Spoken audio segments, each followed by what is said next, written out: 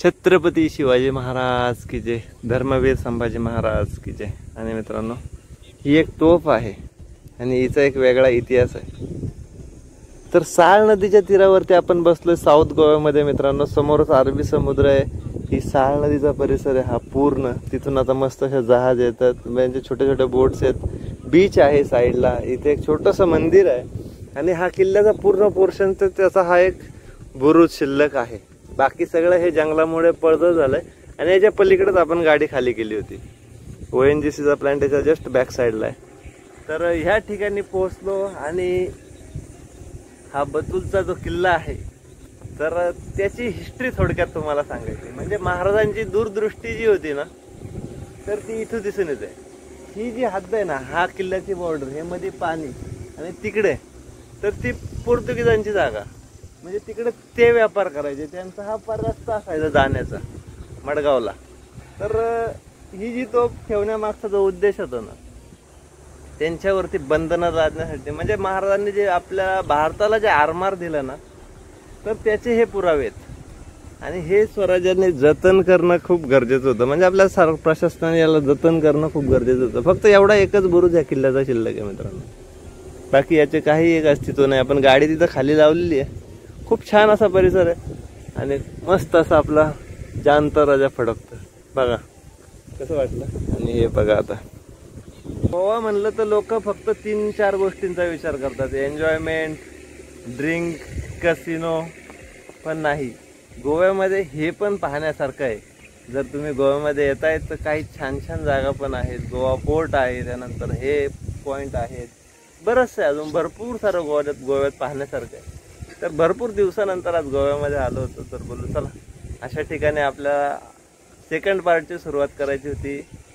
आता इथून ट्रान्सपोर्टच्या ऑफिसला निघायचं आहे मित्रांनो। त्या ट्रान्सपोर्टच्या ऑफिसला जाऊ, वेरण्यामध्ये सिराज भाईचं ऑफिस आहे, तिथं संग्राम दादाशी बोलणं करून दिलं तर त्यांनी लोकेशन पाठवलं। इथून एक 35-40 किलोमीटर आहे आणि आपल्या गाडीचा पण प्रॉब्लेम झाला आहे, तर बुकिंग भेटलं तर ठीक, नाही तर मग MT जाता येईल। तर आज तर आरामच करणार आहे, त्यामुळं डायरेक्टली वेरण्याला जाणार, बघणार तिथं पीटर वगैरे भेटतोय का, झालं तर चेक करू, नाही झालं तर आराम करू आणि उद्याच्या प्रवासात ब्लॉग कंटिन्यू करू। तर चला मित्रांनो, आजचं हे लोकेशन तुम्हाला कसं वाटलं ते कमेंट करून नक्की सांगा आणि ब्लॉग शेवटपर्यंत नक्की बघा, कारण बऱ्याचशा गोष्टी आपल्याला या ब्लॉगमध्ये कव्हर करायच्या। तर अजून 1-2 बीच आहेत शेजारीच, ते पण कव्हर करण्याचा प्रयत्न करू जातो आता। चला, इकडे मस्त अशा बोट्स वगैरे आहेत आणि आपली गाडी पण खाली लावलेली आहे। किल्ल्याचे काय अवशेष नाही आहेत शिल्लक। इथं आहे बघा, इथं बुरुज आहे, तिथं समोर एक आहे, ह्या झाडाच्या अलीकडे एक आहे, बाकी ही प्रायव्हेट प्रॉपर्टीचा बोर्ड आहे, तिकडं क्रॉस आहे आणि हा महाराजांचा झेंडा मस्त असा फडकतोय। कसा वाटला ते कमेंट करून नक्की सांगा। एकदा जय शिवरायची कमेंट करायला विसरू नका मित्रांनो। मस्त अशा मासेमारीचे जहाज आहेत, छोट्या छोट्या होड्या आहेत बघा ना, भारी वाटतात ना एकदम जवळून पाहायला। आपण जस्ट किल्ल्यापासून खाली आलोय, आता ही बस्ती आहे, असं फिरून आपल्याला पुढे जायचंय। बाकी हे जे आहे ना, हा जो पॅच आहे ना, हा पूर्ण बीचचा आहे समुद्रकिनाऱ्याचा। बाकी हे नदींचा उपनद्या समुद्राला येऊन भेटतात, असा पोर्शन आहे। आपण इथं गाडी पार्क केली होती आणि हे बघा बेतुल फोर्टचा बोर्ड इथं लागलाय, तो आता आपण जस्ट पाहिला।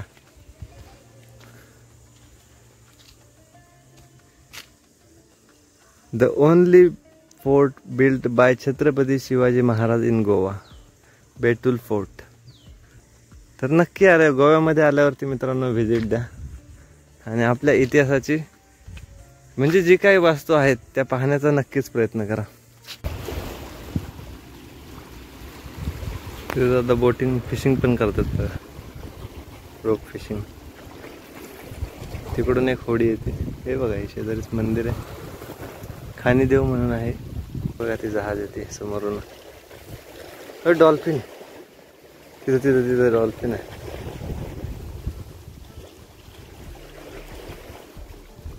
ते बघा पुढे गेला, तिकडे त्याला त्या दगडांच्या तिथं समोर बघा, जर तिथे वरती आला तर ठीक।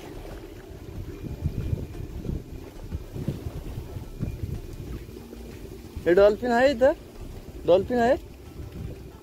तो तिथं गेला दिसला आता, तेव्हा निघाला परत वरती.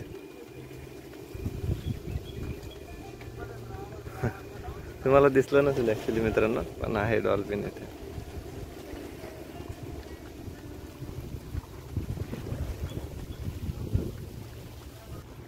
निघाले मासे पकडायला.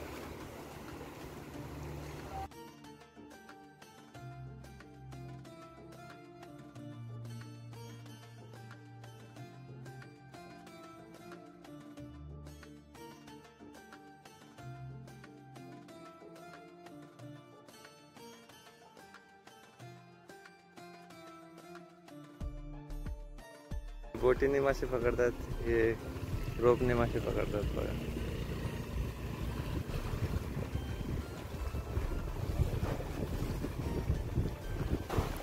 बघा ते माशाचा तुकडा लावला दादांनी.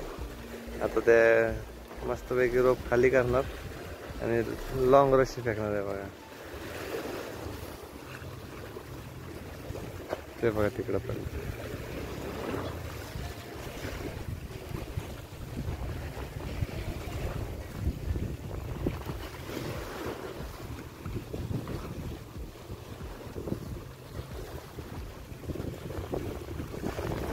चला मित्रांनो निघूया. तर कसा वाटला मित्रांनो आपला साऊथ गोवा. भरपूर गोष्टी बघायला भेटल्यात. बीच पाहिला, आता जस्ट डॉल्फिन पाहिला, त्यानंतर फोर्ट पाहिलं महाराजांच्या वरती, ONGC पाहिले, त्यानंतर तिथून दिसणारे छान असे व्ह्यूज पाहिले आणि फायनली आता निघूया ट्रान्सपोर्टरच्या ऑफिसकडे, कारण तो पण आपली वाट पाहतोय. ते बघा समोरच तोफ आणि महाराजांचा झेंडा. तर बुकिंग पण शोधायचं आणि गाडीचं काम पण करायचं, दोन्ही करून घ्यायचेत. कारण आपले 1934ला अस्वस्थ अवस्थेत आपण बघू शकत नाही. काल पूर्ण प्रयत्न केला आपण, म्हणजे नाही का 2-3 ठिकाणी गाडी थांबवली, 2-3 फिटरला आपल्या रेग्युलर फिटरला पाहिलं तर, पण मोहम्मद मिस्टर नव्हता त्यामुळं तरी पण चेक करून पाहिलं. बट आज ते डिक्लेअर झालं की नक्की प्रॉब्लेम कुठे आहे. सोल्युशन पण आहे, बट तरी पण जाता जाता फिटरचे पण एका बोलणं झालं इथं वेरण्यामध्ये, तर त्यांच्याकडे पण जाऊन दाखवू. ते पण काम महत्त्वाचं. परत आता जर सूर्य मावळायला गेला तर मग काम पोस्टपोंड होईल, त्यामुळे जास्त टाइम काय वेस्ट करायचं नाहीये. तर पुढे अजून एक पॉइंट आहे मित्रांनो, हॉली क्रॉसचा पॉइंट आहे तिथं पुढं, तो पण बघायला जाऊया.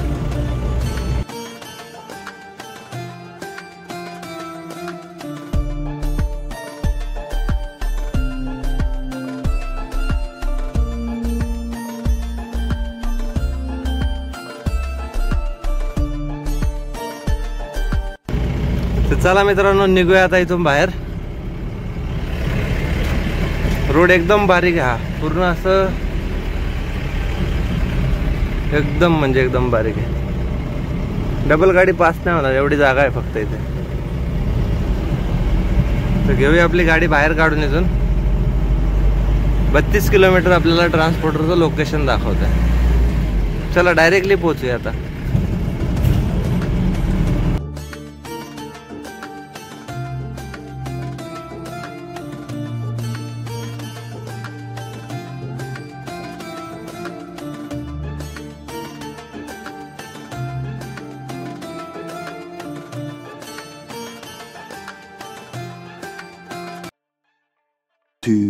तर मित्रांनो आपण घुसलो गाडीच्या खाली.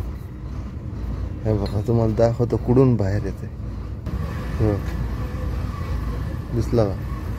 ह्या होलमधून कुलंट बाहेर फेकते सगळं आउट. तर आता काही मिस्त्री नाही त्यामुळे आपण गाडीच्या खाली घुसलो. तर इथे थोडं यांना बॉन्ड प्लस वरतून MC लावून देऊ.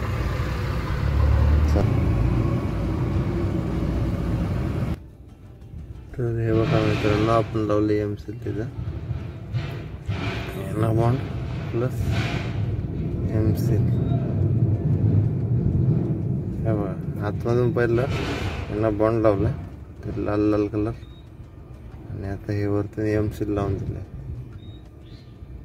इथे केवढं बारीक खोल होता तो बुजवला, जिथून ते फायर फेकते. आता हे अजूनही इंजिन गरम आहे. 2-2.5 तास आपण तरी त्याला थंड होऊ दिलं. आता नाही जास्त गरम, म्हणजे तरी गरमच आहे पण तेवढं गरम नाही जेवढं होतं.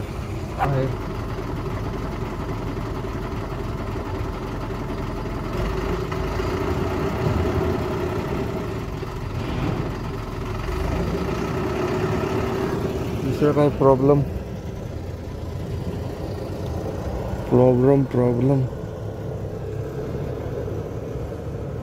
पवार काका पण गेलेत. ते हे दुसरं कुठून उडतंय अजून, पाईप तर नाही ते. मला तेवढंच एक जागा सापडली, ते फॅन वरती उडायचं आणि मग ते इकडं हे बघा दिसलं का, हे कुलंट सगळं बाहेर. भरपूर मच्छर आहे तिकडं.